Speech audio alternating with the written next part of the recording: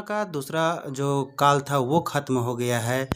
अ, आपकी पार्टी आप लोगों के बीच कैसे रहें? किस तरह का चुनौती का सामना करना पड़ा?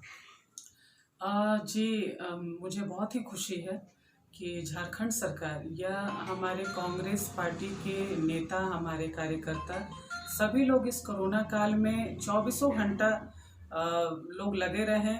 चाहे लोगों को ऑक्सीजन की ज़रूरत हो, बेड की ज़रूरत हो या कहीं भुखमरी की हालात हो, वैक्सीन से लेकर टेस्ट की प्रक्रिया झारखंड सरकार और हमारे कांग्रेस के नेता और कार्यकर्ता ने बहुत ही अच्छे ढंग से धरातल पर उतारने का काम किया। कोऑर्डिनेशन ऐसा बनाया गया कि कंट्रोल रूम हमारे कांग्रेस ऑफिस में नेतृत्व के हमारे राष्ट्रीय महासचिव आदरणीय के.सी. वेणुगोपाल सर के द्वारा दिशा निर्देश के अनुसार झारखंड के जो हमारे गार्जियन हैं doctor Rameshwar Oraon sir, Alamgir Alam sir और खास करके मैं स्वास्थ्य मंत्री बन्ना गुप्ता जी को भी बहुत बहुत बधाई देती हूँ कि सभी लोग लगे रहें और जिनको जो जिम्मेवारी दी गई सभी लोगों ने निष्ठापूर्वक निभाया।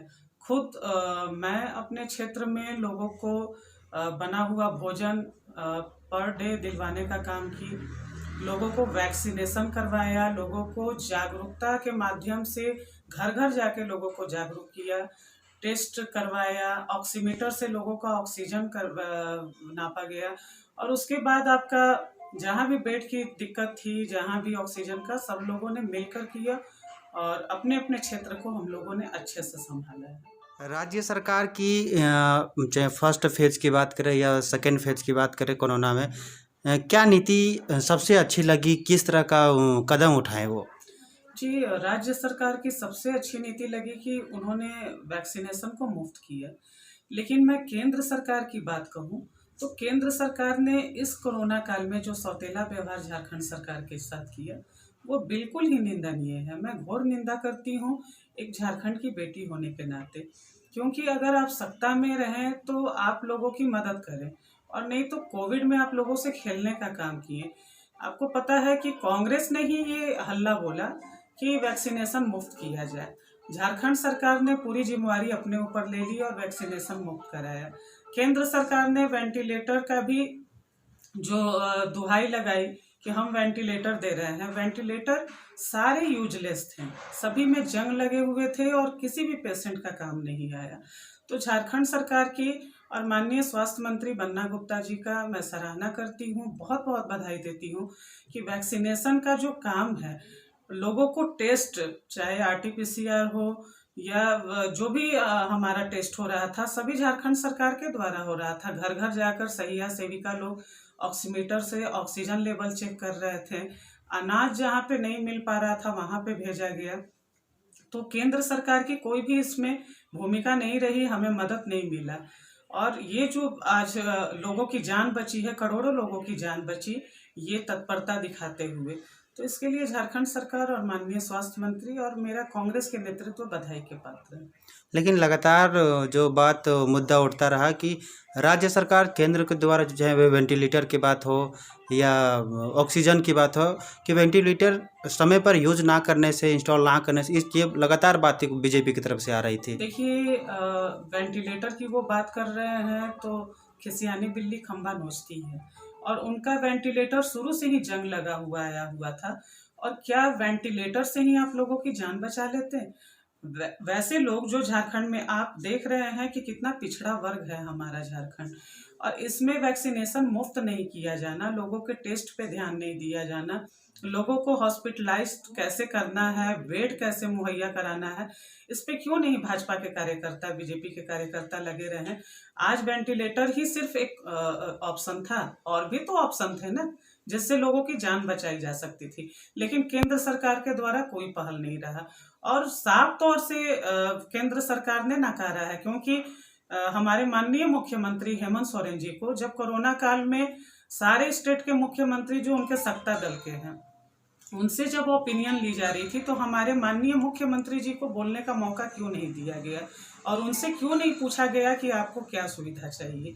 इससे साफ नजर आता है कि यहाँ लोकतंत्र की भी हत्या की जा रही है और माननीय प्रधानमंत्री को जहाँ पर उनकी सत्ता रहेगी बीजेपी की, वहीं पे वो ध्यान देंगे, बाकी लोगों से उनका कोई लेना देना। कोरोना खत्म हो गया है, अब रोजगार के लिए क्या आप लोग कर रहे हैं, क्या आगे का रणनीति है आप जी लोग? देखिए, रोजगार की बात तो पहले तो रिमोट कंट्रोल होता है भारत के प्रधानमंत्री के पास, और उन्होंने बहुत सारे सपने दिखाए थे।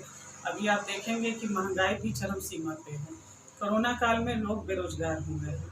जब युवाओं ने ये बात कही कि आप अच्छे दिन और रोजगार की बात किए थे, तो आपको याद होगा कि माननीय प्रधानमंत्री जी ने कहा कि पकोड़ा तलना भी एक बिजनेस है। तो फिर डिग्रियां क्यों ले कोई, और डिग्री लेकर क्यों इतना, जो गार्जियन के सपने हैं, जो बच्चों के सपने हैं, जो युवाओं के सपने हैं, वो तो पूरा नहीं हो पा रहा है। लेकिन झारखंड सरकार इसकी तरफ पहल कर रही है। वैकेंसी की शुरुआत की जा रही है, क्योंकि जब से हमारी सरकार बनी, कोविड में इस तरह का मौका नहीं मिल पाया, क्योंकि कोरोना से लड़ना सबसे पहले हमारी प्राथमिकता थी। लोगों की जान बचेगी तभी हम लोग कोई रोजगार या कोई योजनाओं को धरातल पे ला पाएंगे। आप योजना की बात कर रहे हैं, ग्रामीण क्षेत्र में खास करके, चाहे वो मनरेगा हो या जितने भी योजना चल रहे हैं, ग्रामीण क्षेत्र जो महिलाएं हैं, पुरुष, उसे रोजगार से किस तरह से जोड़ेंगे?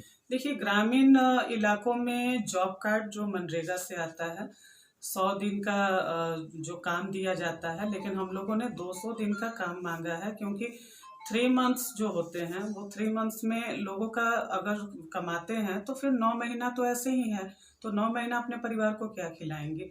मनरेगा से हम लोग गांव-गांव में उन लोगों को जोड़ने का काम कर रहे हैं, और मनरेगा से उन लोगों को वर्क मुहैया कराया जाएगा।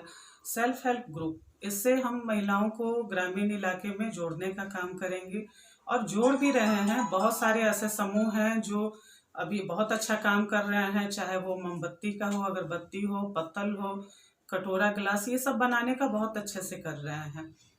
और ग्रामीण इलाकों में जो सरकारी योजनाएं हैं, जिसको धरातल पे आनी चाहिए, वो सारी योजनाओं को धरातल पर लाने की प्रक्रिया शुरू हुई है। क्योंकि अभी तो हम लोग सेकेंड लहर में आप देख रहे हैं कि किस तरह से हम आए हुए हैं, और किस तरह से हमने पहला और दूसरी लहर में लड़ाई लड़ी है कोरोना की। तीसरी लहर का भी अभी तैयारी हो रही है कि किस तरह से हमें सामना करना है। ये सारी चीज़ों से ये हो जाए तो झारखंड सरकार का ये टारगेट है, ये उद्देश्य है, हमारे कांग्रेस के नेतृत्व का ये उद्देश्य है कि युवाओं को रोजगार से जोड़ना और महिलाओं को रोजगार से जोड़ना। क्योंकि अगर एक घर में एक व्यक्ति भी अच्छे से कमाता है, तो कम से कम उसके 4-5 परिवार 2 वक्त का अच्छे से खाना खाते हैं। अब कांग्रेस की बात करते हैं कि एक मंत्रिमंडल खाली है। जी। लगातार आपके पार्टी जो खासकर महिलाएं जो विधायक है, कहीं ना कहीं नाखुश दिख रही हैं, इस पर आप क्या कहेंगे? आप प्रदेश अध्यक्ष हैं महिला की। देखिए, हमारी जो महिला विधायकें हैं वो सम्मानित हैं, और कहीं ना कहीं अपने क्षेत्र का नेतृत्व कर रही हैं। उनको कहीं ना कहीं असुरक्षा या कठिनाइयों का सामना करना पड़ रहा है, जिससे ये स्थिति सामने आई है। लेकिन हमारे जो प्रदेश अध्यक्ष हैं रामेश्वर उरांव सर, और हमारे CLP leader Alamgir Alam sir, वो गार्जियन हैं हमारी पार्टी के झारखंड के। तो वो लोग उनसे बैठकर बात कर रहे हैं, और समस्याओं का समाधान किया जा रहा है। जहाँ तक मंत्रिमंडल की बात है, तो इसके लिए ऑथराइज हमारी राष्ट्रीय अध्यक्ष माननीय सोनिया गांधी जी हैं, और उनका जो दिशा निर्देश होगा, जो वो डिसीजन लेंगी, वो मान्य होगा। और हमारी पार्टी के चाहे माननीय मंत्री हों, माननीय सांसद हों, माननीय विधायक हैं, सब लोग कांग्रेस पार्टी की विचारधारा से जुड़े हुए हैं, और वो लोग सब लोग हमारी राष्ट्रीय अध्यक्षा की डिसीजन का, उनका जो सोच है, सब लोग सम्मान करते हैं, और सबको मान्य है। उनका जो भी डिसीजन होगा वो सबके लिए सम्मानित है, और वो सर्वोपरि होगा। मैं गुंजन सिंह, झारखंड प्रदेश महिला कांग्रेस की अध्यक्ष।